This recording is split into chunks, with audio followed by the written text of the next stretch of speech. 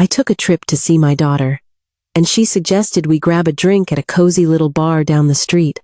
Suddenly, just 5 minutes after she stepped away, the bartender leaned in and revealed a truth so horrifying, it sent me scrambling out of a bathroom window to follow her. Before we continue, please subscribe to the channel and let us know where you're listening in the comments. The trunk of my car groaned shut, the metallic slam echoing with a lonely finality down the quiet, rain-slicked street in Denver. My faithful old sedan had carried me reliably through the 6-hour journey from Omaha, but my spine was now tattling on every single pothole I'd encountered along the way. I heaved my worn leather suitcase from the trunk, the weight of sheer exhaustion seeping deep into my bones. "Mom!" Clara's voice, stretched thin with a false cheerfulness, floated across her manicured front lawn. She practically bounded down the porch steps, her arms flung open wide in a gesture of welcome. But something was fundamentally wrong. Her smile was pulled too taut across her face, like plastic wrap stretched over a bowl of stale leftovers. I watched my daughter approach, taking in the nervous energy that always made her pace restlessly during our phone calls. At 35, she still possessed that youthful restlessness. This, however, was something else entirely. This was different. A subtle tremor ran through her hands as she reached for my bag. "Here, Mom. Let me get that for you," she offered, her fingers fumbling with the handle. The suitcase tilted, nearly slipping from her grasp.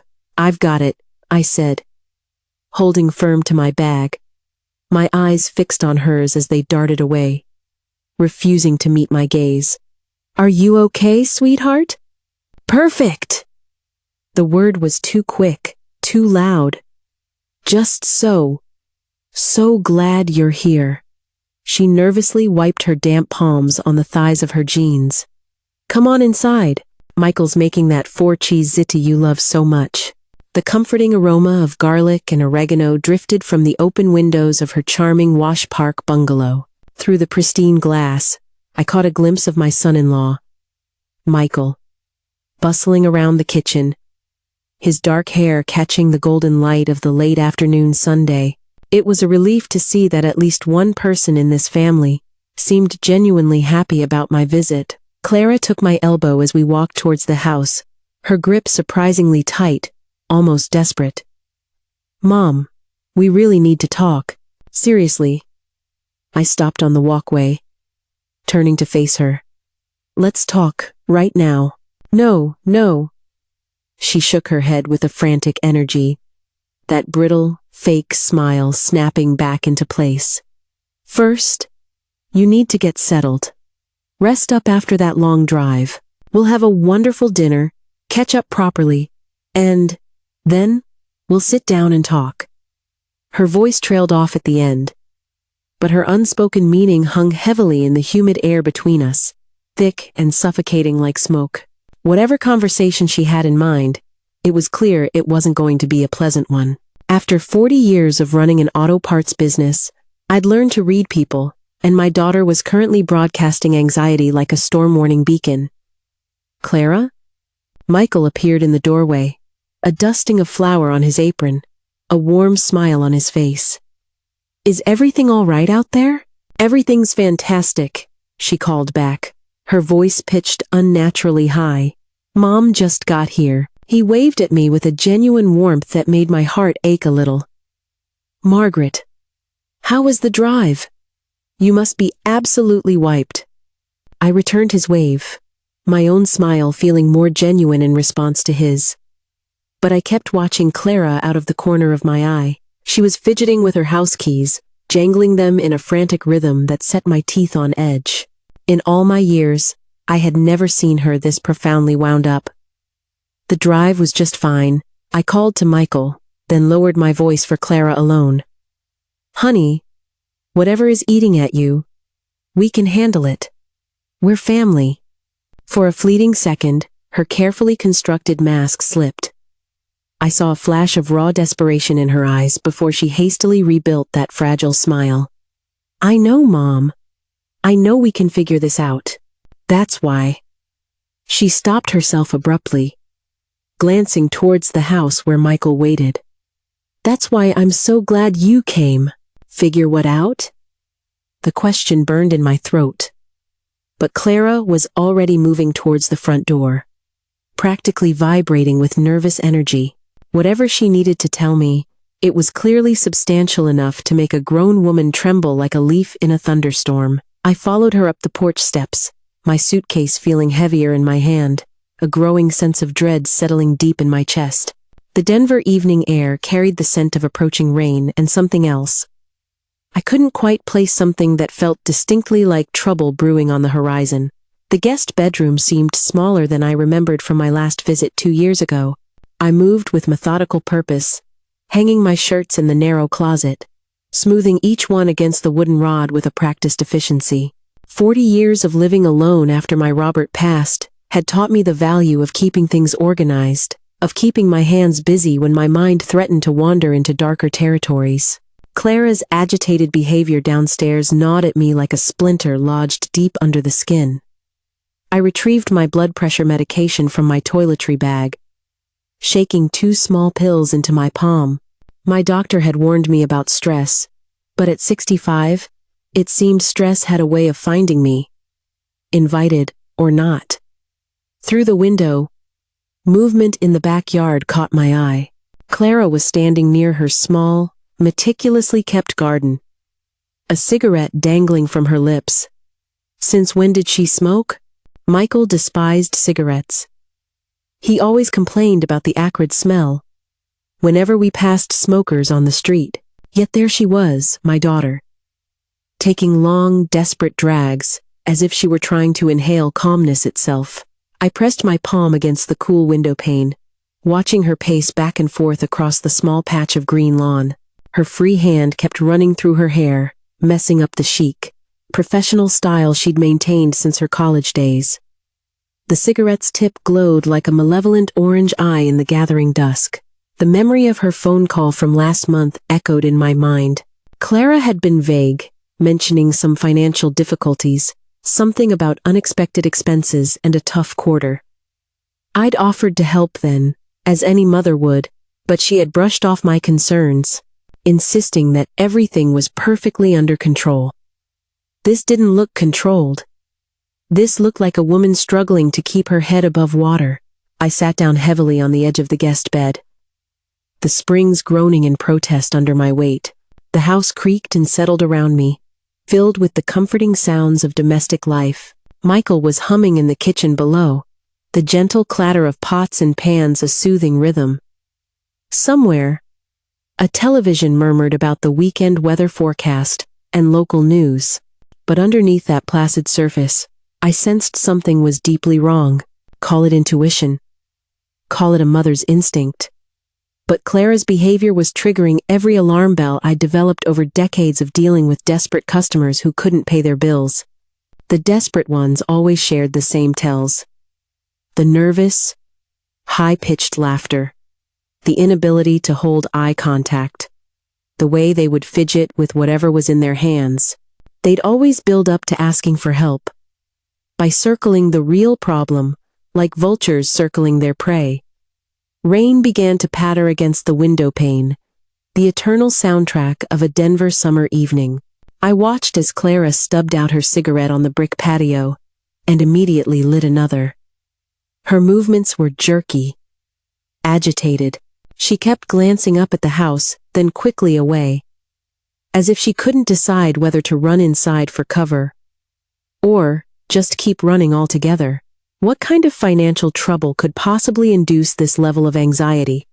Had she lost her job? Was it credit card debt? Or something far worse? I continued unpacking my suitcase, trying to ignore the tightening knot of worry in my stomach. Clara had always been impulsive, prone to grand, ambitious schemes that never quite panned out. But she had never been dishonest with me, never hidden things that truly mattered, until now. The medication began to work, slightly easing the physical tightness in my chest. But it couldn't touch the deep-seated worry that was settling into my bones like a chronic arthritis. Whatever Clara needed to discuss with me, It was serious enough to make her chain smoke in her own backyard while her husband cooked dinner for her visiting mother. I folded my empty suitcase and tucked it neatly under the bed. My movements automatic, while my mind churned through 1,000 dreadful possibilities. None of them were good. "Margaret!" Michael's voice carried up the stairs, bright and welcoming. "Dinner's ready." I took one last look out the window. Clara was stubbing out her second cigarette, visibly steeling herself for whatever was to come. Her shoulders were set in a way I recognized from her childhood. The same posture she'd adopt right before confessing to breaking a vase or getting into trouble at school. But this felt infinitely bigger than broken windows or schoolyard squabbles. This felt like the kind of trouble that could change everything. The dining room smelled like a slice of heaven.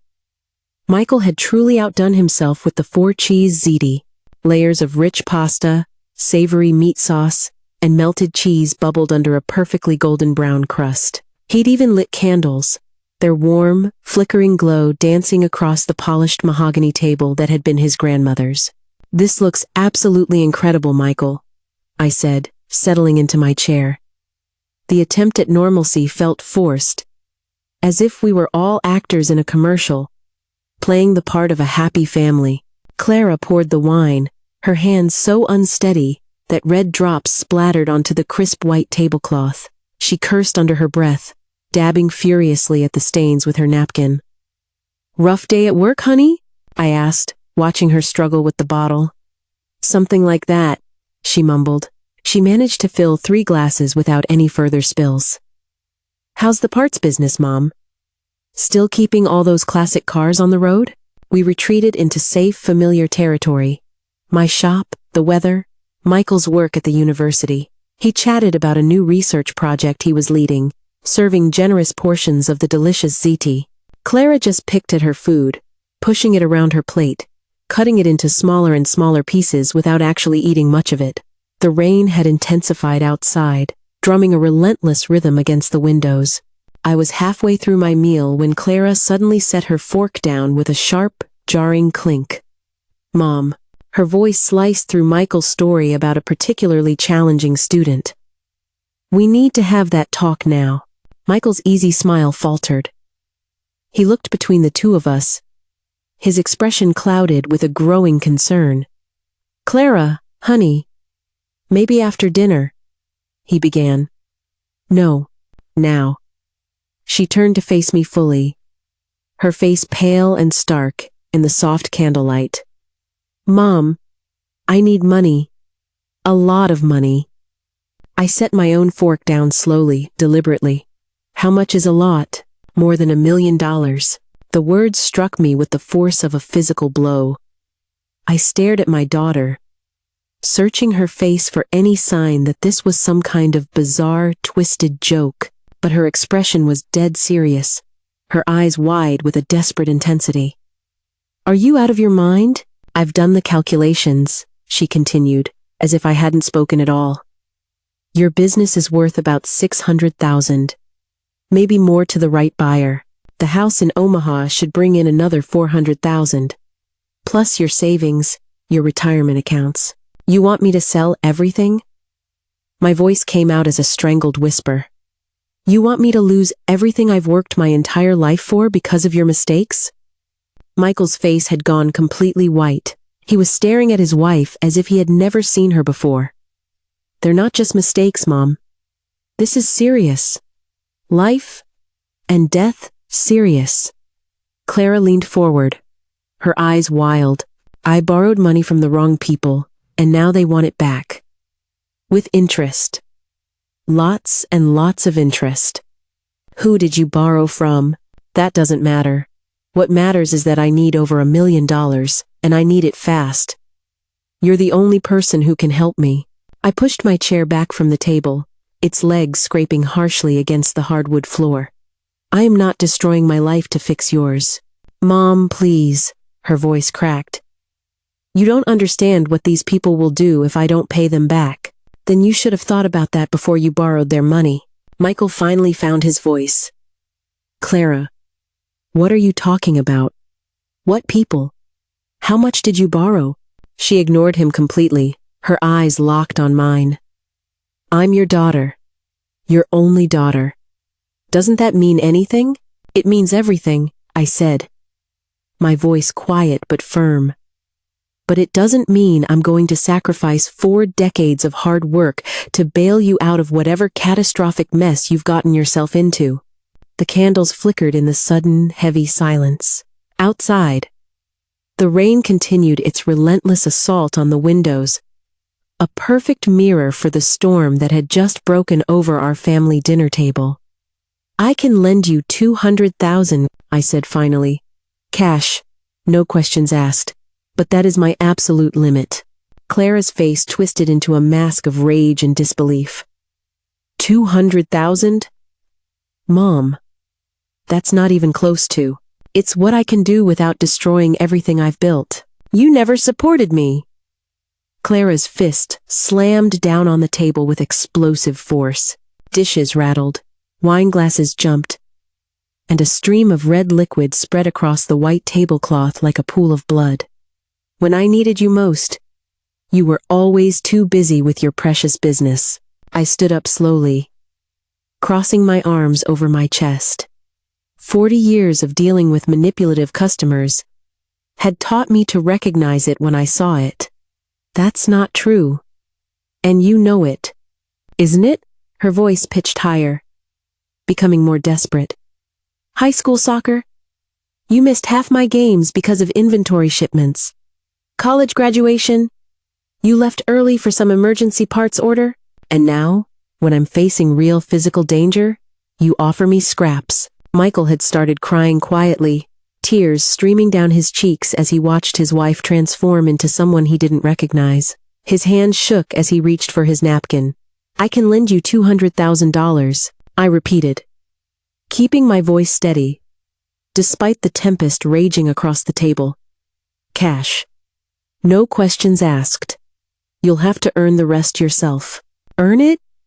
Clara laughed, a bitter, grating sound that made my skin crawl. Mom, I don't have time to earn it. These people don't offer extensions or payment plans. They break bones first and ask questions later. Her chair scraped backward as she leaped to her feet, pacing behind the table like a caged animal. The candlelight cast wild, dancing shadows across her face, making her look almost monstrous. You have no idea what this is like, she continued, her voice breaking. Living with this weight, this constant fear, knowing that any day, they might just decide, I've had enough time. 200,000 is nothing to them. It's an insult. Then maybe you shouldn't have borrowed from them in the first place. My calm, rational response only seemed to fuel her rage.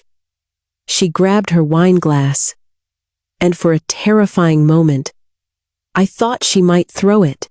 Instead, she drained it in one long gulp, the red wine staining her lips. Easy for you to say, she spat.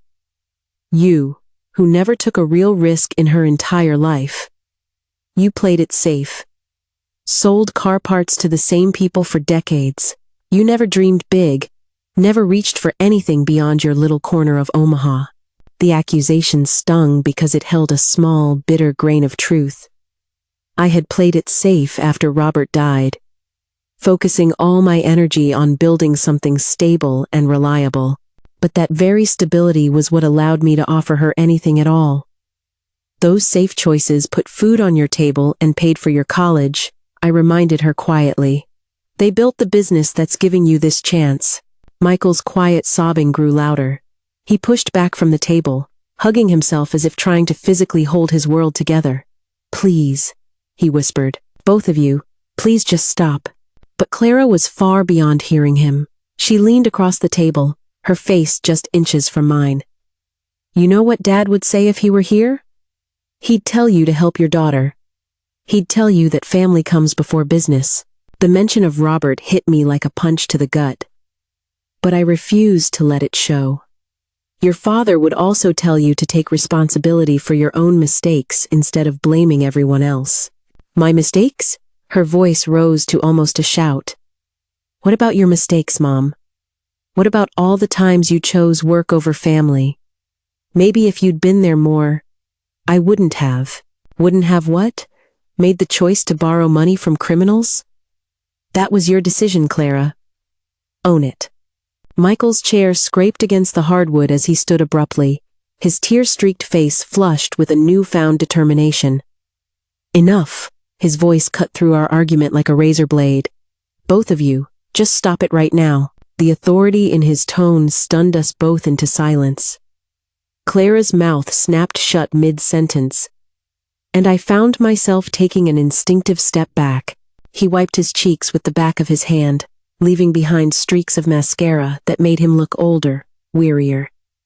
This isn't solving anything, he continued, his voice shaking but resolute. You're both exhausted. You're angry. And you're saying things you don't mean. Everyone just needs to go rest and calm down. Clara opened her mouth to protest, but he held up a hand. No arguments. Your mom's had a long drive. You've been stressed out of your mind for weeks, and He took a shaky breath. I need some time to process all of this. I looked at my son-in-law, really looked at him, and saw the heavy toll this evening had taken. There were dark circles under his eyes, a deep tension in his shoulders, and the undeniable tremor in his hands as he spoke. Whatever problems Clara had brought into our family, he had been carrying the weight of them too. Michael's right, I said quietly. I'm sorry for the shouting, Michael. This isn't what I wanted for tonight. He managed a weak, watery smile. I know you both love each other, even when you're fighting like this. Clara ran her hands through her hair, completely undoing the careful styling from earlier. For a moment, she looked like the little girl who used to have nightmares and would crawl into bed between Robert and me. Fine, she muttered. Maybe some space would be good. She moved towards the living room, then stopped and turned back to us. But Mom, this conversation is not over. We need to find a solution. We will, I promised. Though, in my heart, I had no idea what that solution could possibly look like. Clara gave a curt nod and headed for the stairs. Her footsteps were heavy on each tread, and when she reached the second floor, her bedroom door slammed with enough force to rattle the picture frames in the hallway. I stood there for a moment, listening to the sudden, suffocating quiet that had settled over the house. The rain continued its steady percussion against the windows, and somewhere in the kitchen, the dishwasher hummed to life. Go on up, Michael said softly, already moving to clear the debris from our battlefield of a dining table. I'll take care of this. You don't have to. I need to keep my hands busy, he interrupted, stacking plates with a mechanical precision. It helps me think. I watched him for a moment, this gentle young man who had married into our complicated family and was now dealing with consequences he had never signed up for. The ziti sat mostly untouched, cold and congealed on its serving dish. What should have been a celebratory family dinner had turned into something dark and fractured. Thank you, I said finally, for intervening, for trying to keep us civilized. He paused in his clearing, holding a stack of plates against his chest. She's scared, Margaret. More scared than I have ever seen her. I don't know what kind of trouble she's in, but it's eating her alive.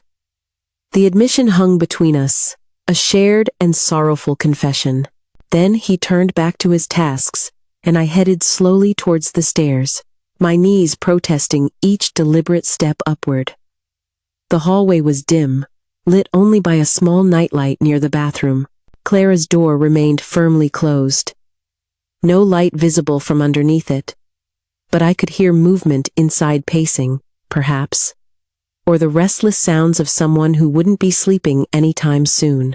My hand found the doorknob to the guest room, the cool metal, a stark contrast against my warm palm.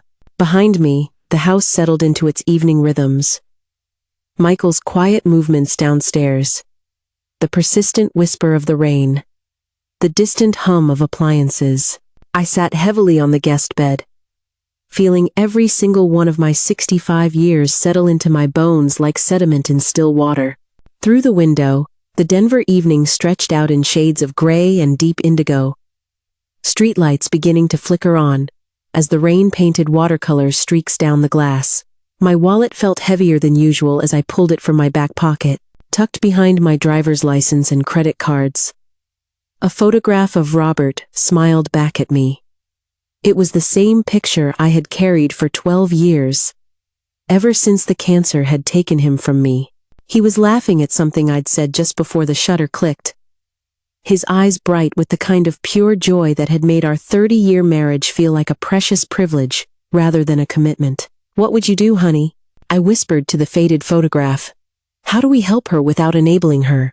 The silence offered no answers, but Robert's smiling face reminded me of better times. Clara at 7, proudly displaying the gap where her first tooth had been, demanding the tooth fairy leave her a silver dollar instead of quarters. Clara at 16, a bundle of nerves about asking Chris Miller to the prom, practicing her speech in our kitchen mirror. Clara at 22, graduating college with a business degree and boundless dreams of starting her own company. Somewhere between those bright, hopeful dreams and tonight's desperate, angry demands, something had gone terribly wrong. From downstairs came the gentle clink of dishes being washed.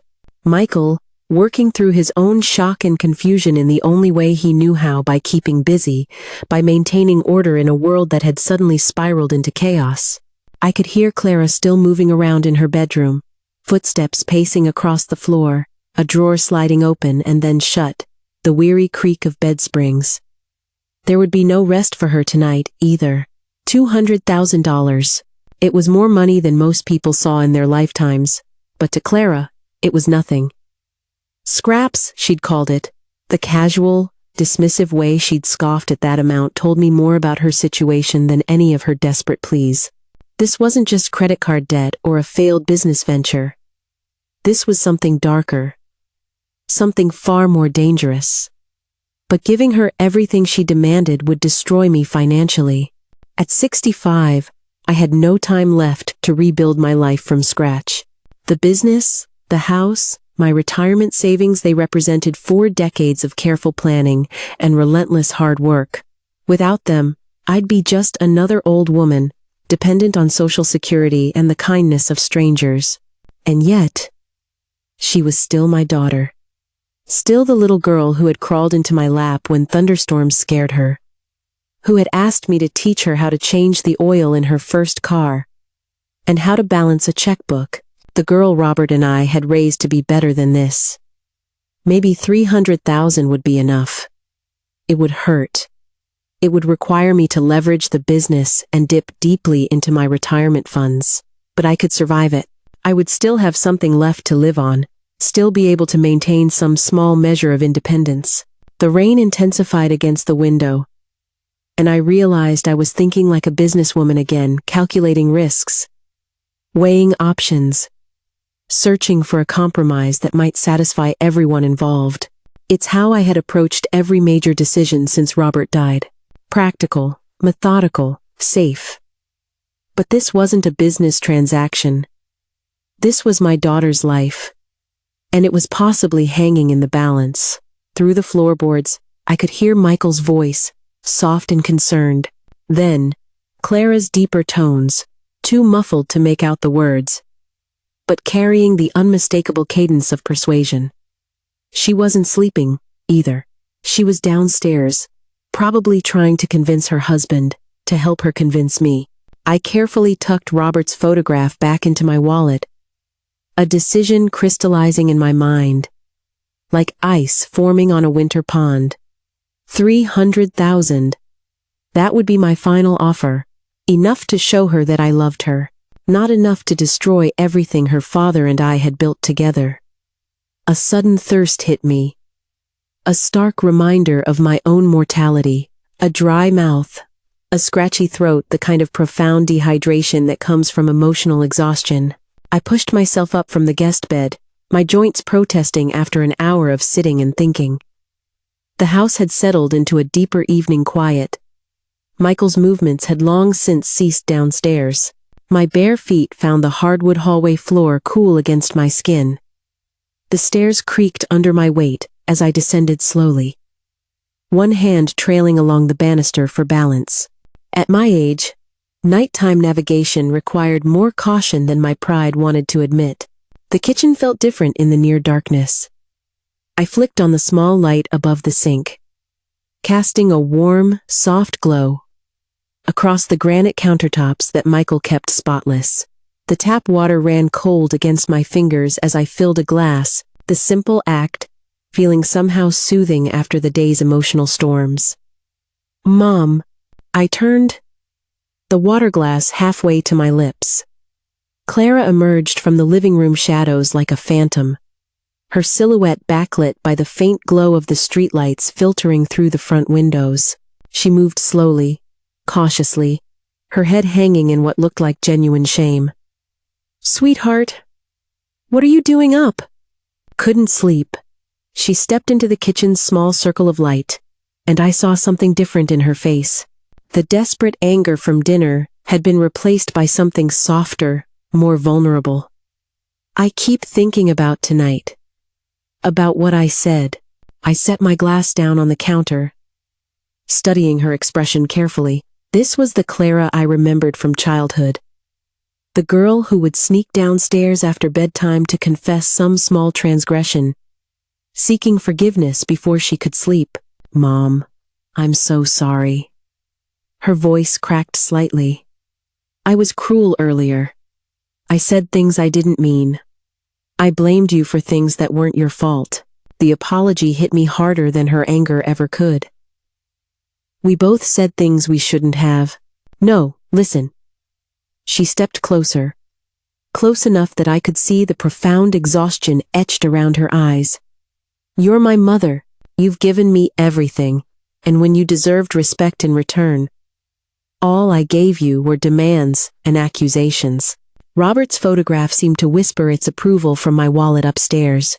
This was what he would have wanted his daughter, recognizing her mistakes, seeking to make things right. "I accept your apology," I said quietly. "Would you?" She hesitated, then looked up, her eyes filled with a hopeful light. "Would you come out with me? Maybe grab a beer somewhere? We could talk, like normal people, instead of fighting like children." The invitation took me by surprise. "It's getting late, Clara. Please, Mom. I know this quiet little place nearby. The Foggy Lantern. It's nothing fancy, just a neighborhood pub where we can sit and talk properly, like friends." Friends? When was the last time Clara and I had been friends? Instead of a mother and daughter, locked in a generational conflict?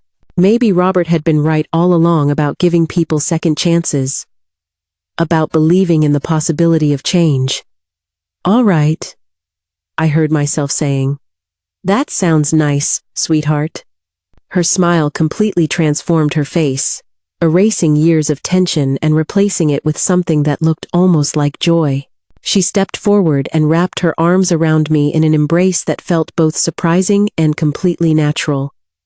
"Thank you," she whispered against my shoulder. "This means everything to me." I hugged her back, feeling the solid, familiar weight of my adult daughter in my arms. For the first time all day, a fragile flicker of hope ignited in my chest.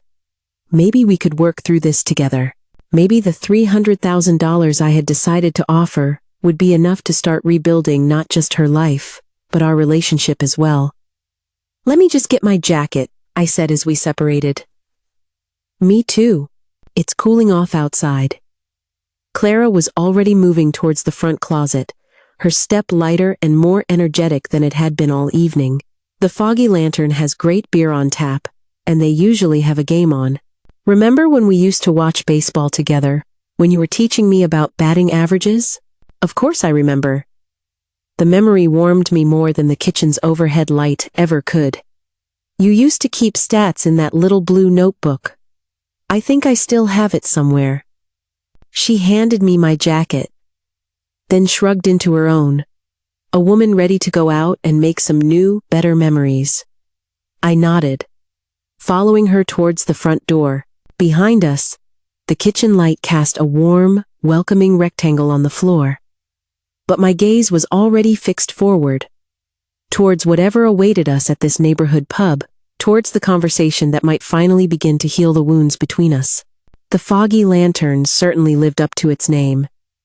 A soft amber light, filtered through decades of accumulated smoke, that had stained the wood paneling a rich, dark brown. The neon beer signs cast colorful, hazy shadows across worn leather booths. It felt like the kind of place where neighborhood regulars nursed the same beer for hours while arguing passionately about sports statistics. Clara led me to the bar, where a stocky man with graying temples was polishing glasses with a practiced, efficient rhythm. His name tag read, Leo. And he had the quiet, watchful bearing of someone who had seen enough of life to remain unimpressed by most of it. "Evening, Leo," Clara said with a casual familiarity. "2 drafts of whatever you recommend." Leo gave a curt nod, pulling 2 perfect pints of a rich amber ale. His movements were economical and professional, but I caught him studying Clara with the subtle, intense focus that bartenders develop for reading their customers. "Thanks," I said as he set the glasses in front of us. The beer was cold and crisp, with a clean bite that seemed to cut through the day's accumulated stress. Above us, a baseball game played on a large mounted television. The Rockies were down by 3 in the 7th inning, and the small crowd of patrons offered occasional, disgruntled commentary to the screen. It felt comfortable, normal, like countless mother-daughter evenings should have been. "Remember when we used to watch games together?" I asked, settling onto my bar stool. "You were maybe 12, and you kept asking me to explain the infield fly rule." Clara's smile was genuine, reaching her eyes for the first time all day. "Of course, Mom. You taught me to love baseball. You said it was all about patience and strategy, about waiting for your pitch. It's still good advice," I said. "For baseball? And for life," she agreed, raising her glass. "To second chances." I clinked my glass against hers, feeling something tight and knotted in my chest finally begin to loosen. Maybe this was what we had needed all along: neutral territory, away from family expectations and old festering grievances. The beer went down easy, and I found myself relaxing for the first time since I'd arrived in Denver. Clara seemed different here, more like the daughter I remembered, and less like the desperate stranger who had demanded my life savings just a few hours earlier. She asked about the shop, laughed at my stories about difficult customers, and shared fond memories of helping me organize inventory during her summer breaks. "I miss this," I admitted as Leo refilled our glasses without being asked. "Me too," Clara said. She took a long pull of her beer, then glanced towards the entrance. "I've really missed it." Behind the bar, Leo continued his quiet, methodical work, but I noticed he was watching Clara with increasing frequency. It seemed more than just professional interest. It was the natural wariness a bartender develops for a customer who seems inexplicably nervous, despite the friendly conversation. Because Clara was nervous. Now that I was looking for it, I could see the subtle signs. Her fingers tapping a restless rhythm against her beer glass. Her quick, furtive glances toward the door, the way she checked her phone when she thought I wasn't watching. "Everything all right, honey?" "Perfect." Her response was too quick, too bright. "Just enjoying the evening. You know, sometimes you forget how good it feels to just sit and talk." The baseball game ended with the Rockies stranding 2 runners on base, and Leo reached for the remote to find another channel. The simple movement seemed to make Clara even more anxious, her eyes tracking every single person who entered or left the pub.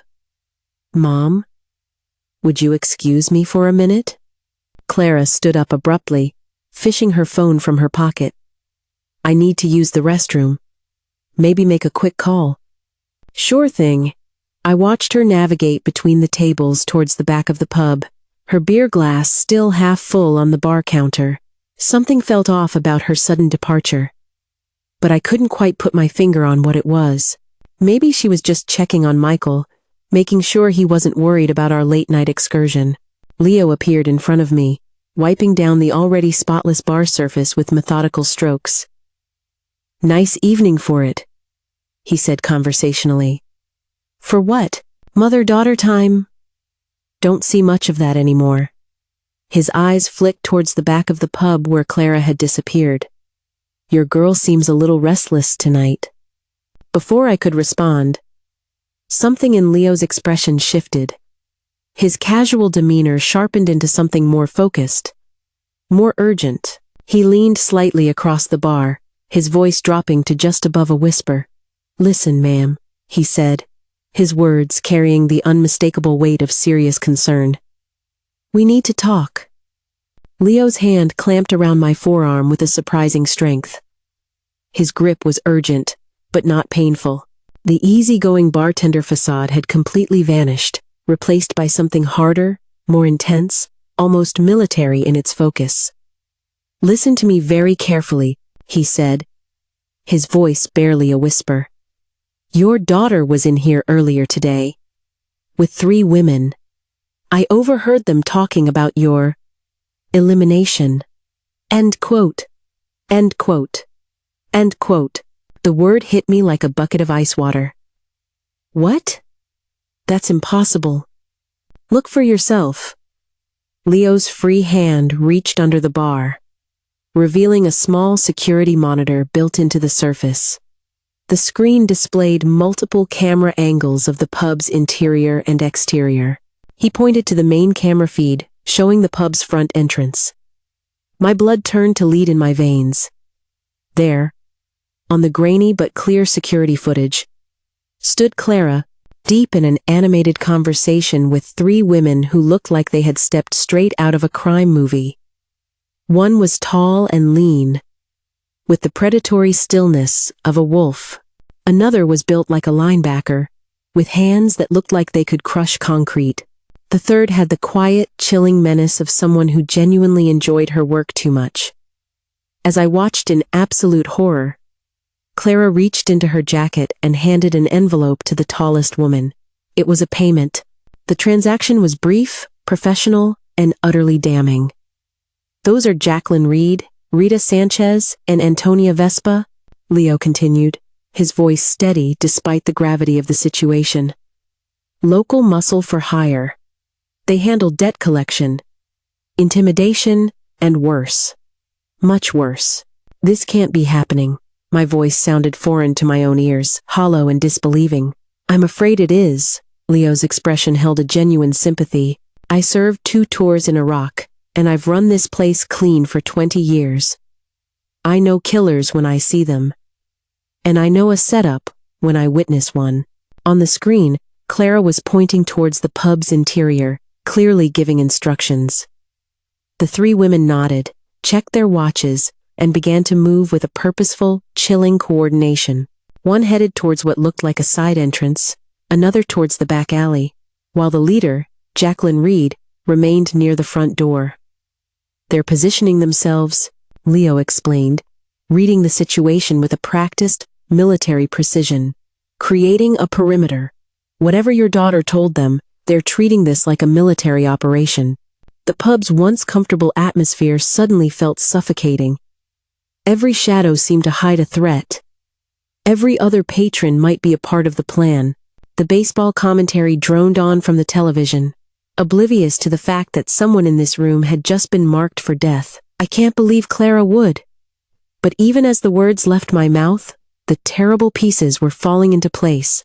The desperate demands for money, the calculated manipulation, the fake reconciliation that had lured me here, it had all been leading to this single horrifying moment. "Believe it?" Leo said grimly. "I heard them planning earlier. Your daughter owes serious money to some very serious people, and she's decided your life insurance is an easier solution than your savings account." My hands trembled as I gripped the edge of the bar, my mind struggling to process this impossible, nightmarish reality. The daughter I had raised, the one I had taught to ride a bike, helped with her homework, and carried to bed when she fell asleep. Watching television, that same girl was now outside, coordinating my murder. "What do I do?" The question came out as a weak, desperate whisper. Leo's answer was immediate and certain. "You get out. Now." Through the back exit, while they're still getting into position. He reached under the counter again, this time pulling out a small, sharp-looking utility knife. "Take this. And whatever happens, don't go home tonight. Find somewhere public, somewhere safe." On the security monitor, Clara was shaking hands with Jacqueline Reed, sealing their terrible agreement. Then, she turned back towards the pub's entrance, ready to resume her role as the loving daughter, while professional killers prepared to make her an orphan. "Why are you helping me?" I asked, my fingers feeling numb as I pocketed the knife. "Because 27 years ago, somebody's mother saved my life in a firefight outside Fallujah." Leo's eyes never left the security screen. "And because some things are just right or wrong, no matter what family politics are involved." Through the pub's dim interior, I could see Clara making her way back from the restroom area, her phone still in her hand, probably confirming the timing with her hired killers. Her face wore the same loving, apologetic expression she had shown me all evening. But now, I could see it for what it truly was. The mask of a daughter planning matricide. "Thank you," I whispered to Leo, my voice barely audible above the pub's background noise. He gave me a single, sharp nod, a soldier's acknowledgement, then turned back to polishing glasses as if nothing had happened. I stood slowly from my bar stool, fighting every instinct that was screaming at me to run. Running would draw attention. Running would get me killed. Instead, I walked with measured, deliberate steps toward the back of the pub, past the pool table where two college students were arguing about a missed shot, past the corner booth where an elderly couple shared a plate of nachos and reminisced about their dating years. The men's room door felt heavier than it should have as I pushed it open. My hands were shaking now, adrenaline flooding my system in a way it hadn't since I was a young woman, caught in a terrifying car accident 60 years ago, a time when survival meant making split-second decisions with incomplete information. I locked the door behind me, the metallic click echoing loudly in the small, tiled space. The bathroom was cramped, barely 6 feet wide, with a single small window set high on the back wall. It was frosted glass, rectangular, maybe 2 feet wide by 18 inches tall. Not much room for a 65-year-old woman with arthritic joints and a bad knee from decades of crawling under car hoods, but it was the only way out that didn't lead directly past 3 professional killers. The window latch groaned in rusty protest as I forced it open. Cool, damp Denver air rushed in, mixing with the bathroom's sharp industrial disinfectant smell. I grabbed the edge of the sink and hauled myself up, my knees screaming in protest.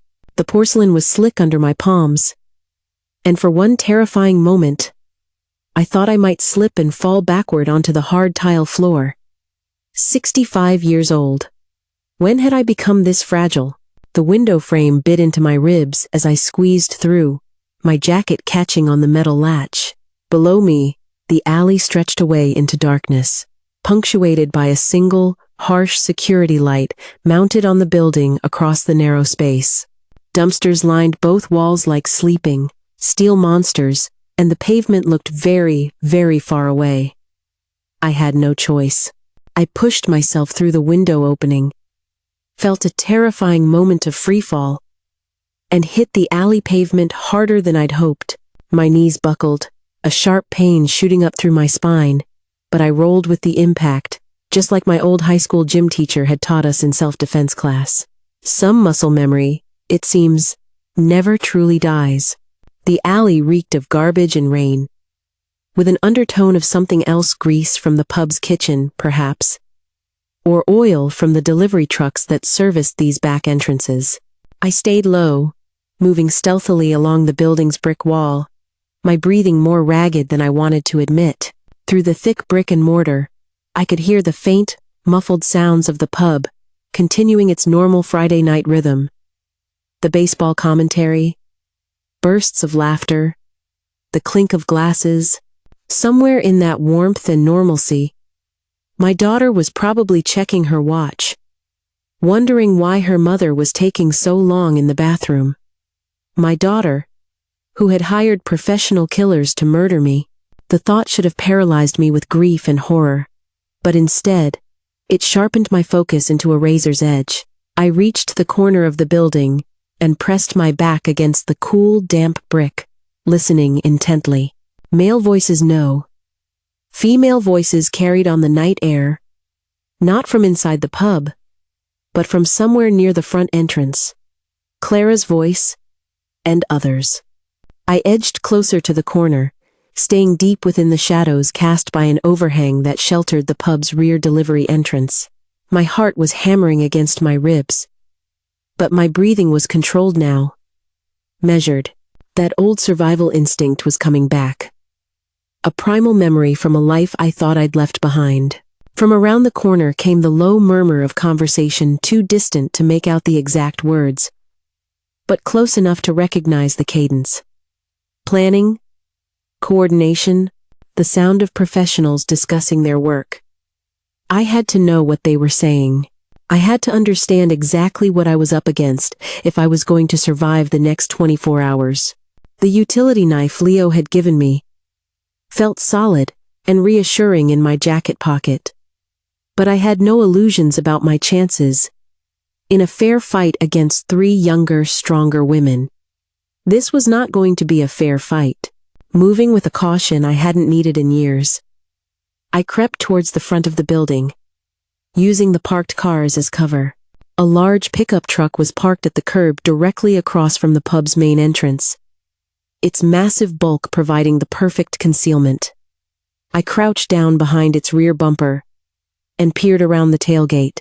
Under the sickly amber glow of a streetlight, Clara stood with the 3 women, who looked exactly like what they were.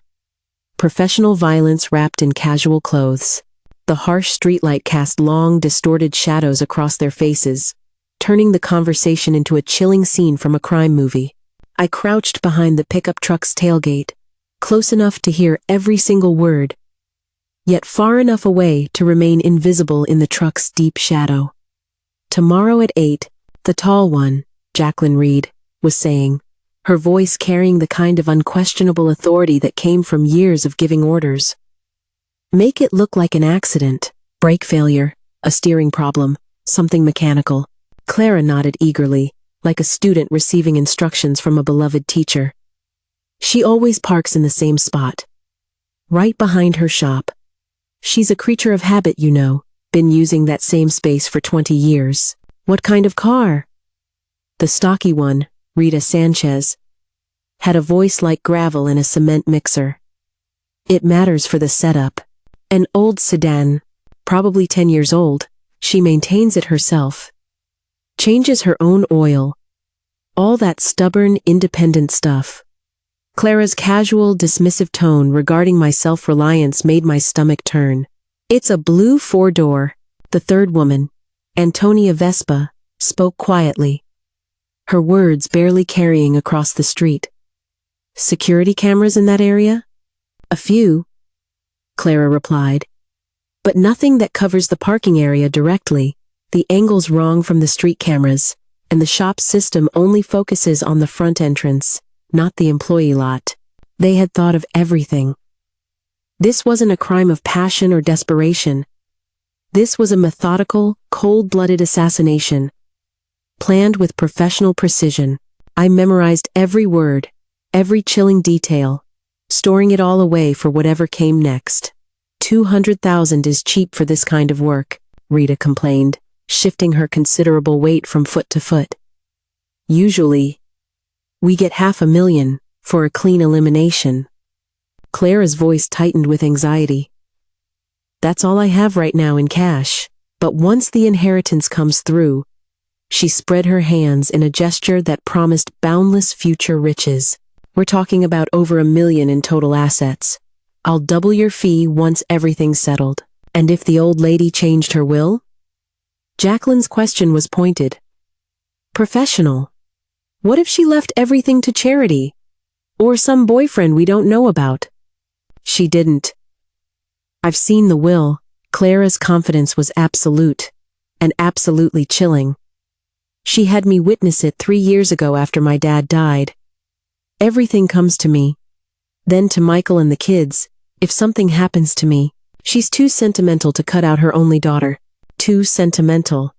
That's what 40 years of loving someone unconditionally had earned me. A reputation for being too sentimental to protect myself from their ultimate betrayal. Antonia was studying the pub's entrance. What about the husband? Is he going to be a problem afterward? Michael? Clara actually laughed.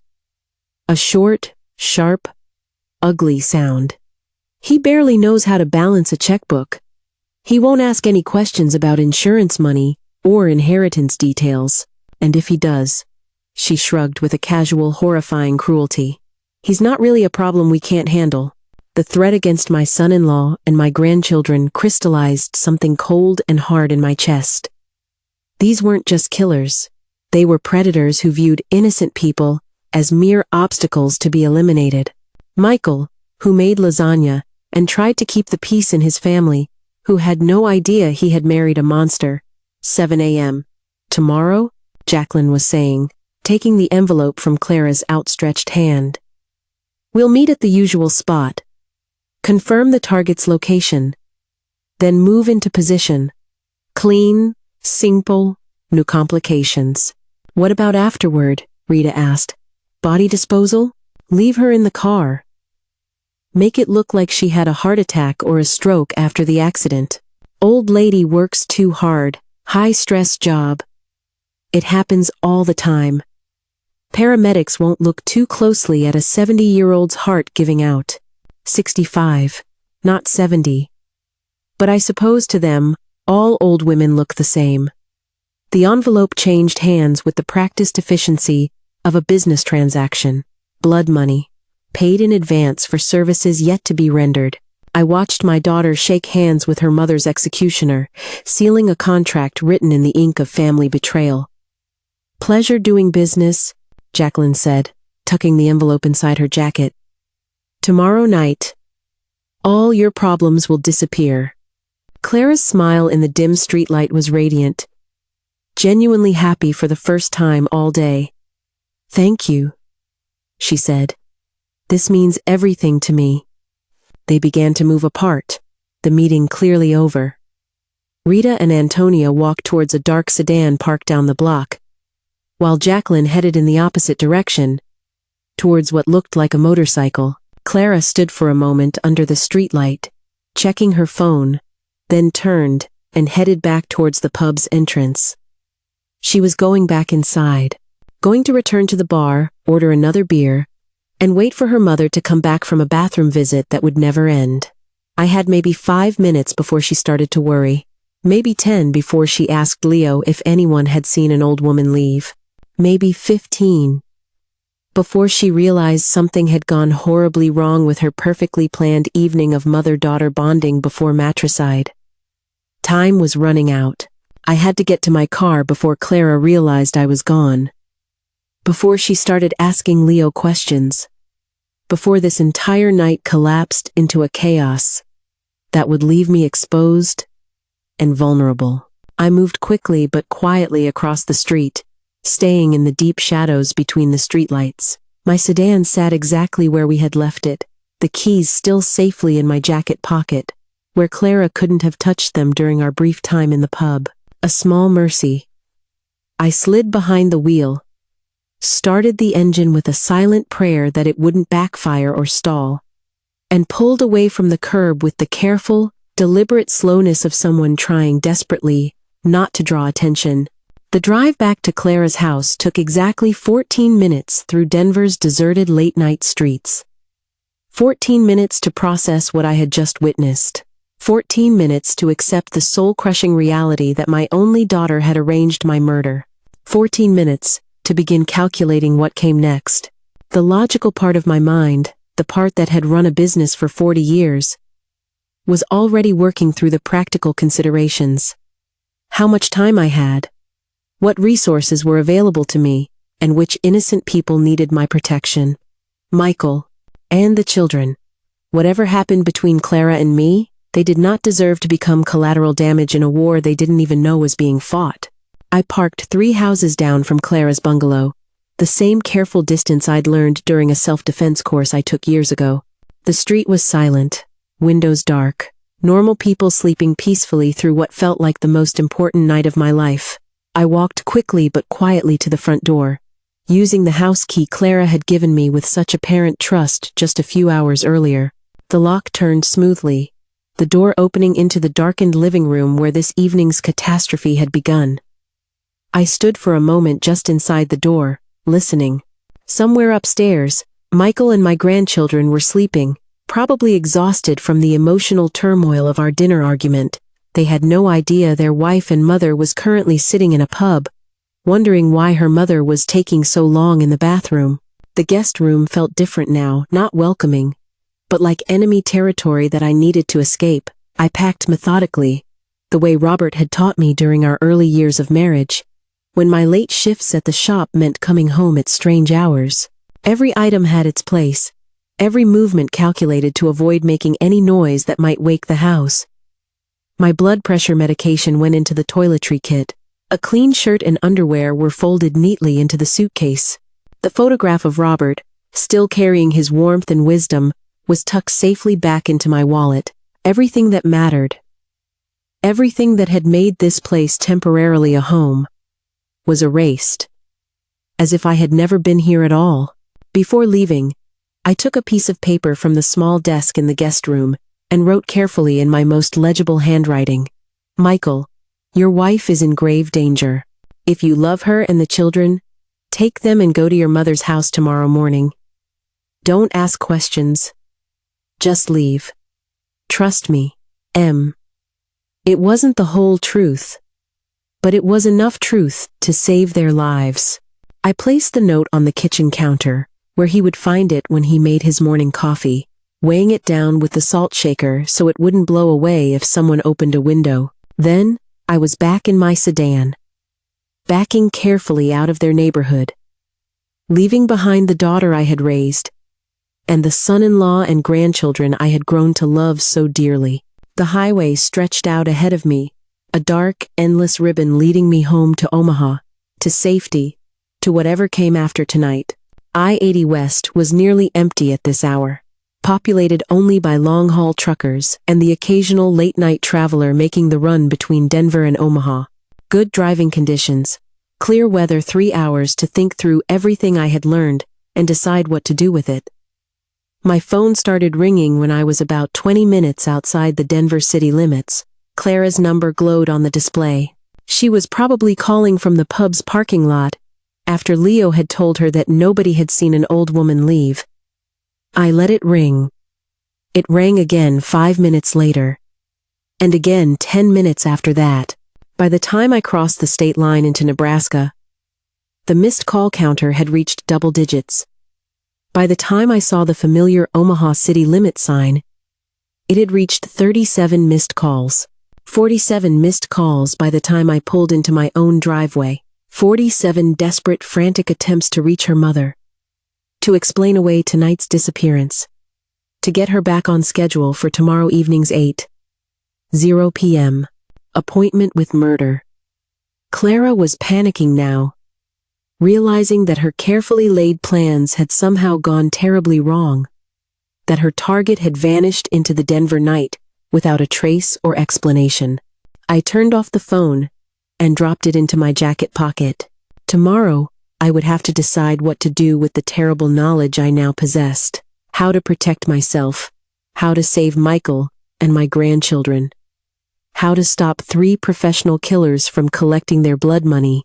But tonight, I was just a 65-year-old woman who had discovered that her daughter wanted her dead, and I was tired in a way that sleep could never fix. But I was alive, and now I knew exactly what I was fighting against. If you like this story, please like this video, subscribe to the channel, and share your impressions of this story in the comments. To listen to the next story, click on the box on the left. Thank you for watching.